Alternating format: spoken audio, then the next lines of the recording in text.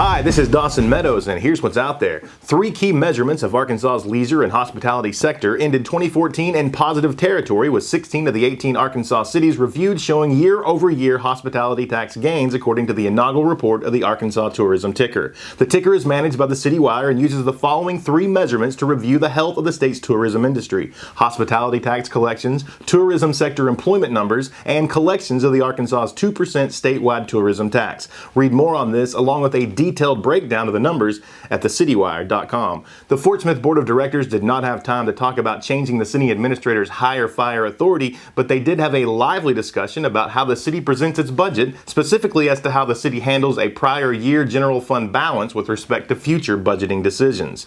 Key leadership changes were made recently at the 188th Wing in Fort Smith. Lieutenant Colonel Tina Limscomb relinquished command of the 123rd Intelligence Squadron to Lieutenant Colonel Stanley Sonny Stefanik III, and Lieutenant Colonel Jeremiah Gentry the first assumed command of the 184th Attack Squadron. More on this and more local news at thecitywire.com. Things to do this weekend include a fundraising gala event at K. Rogers Expo Center, U.S. Marshals Stampede Kicking Up Dust, a gala to raise national and local awareness for fundraising efforts, which will aid in the development and support of the planning of the U.S. Marshals Museum to be located on the Arkansas River in historic downtown Fort Smith.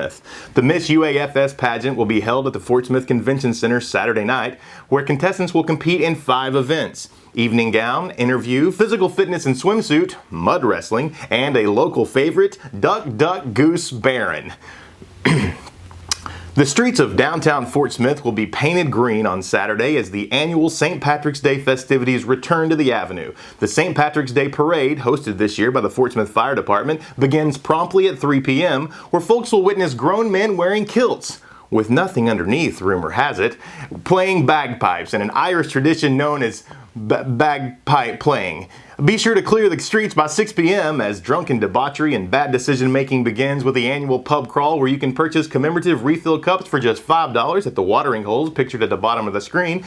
This event is catered to those 21 years of age or older, and those waking up and making the early church service on Sunday will be awarded a Gold Medal of Excellence for being a trooper during this tough time. This is Dawson Meadows with the City Wire and Things to Do in Fort Smith, 2 local .coms teaming up to bring you local news and things to do. Until next week, remember, this stash is for you.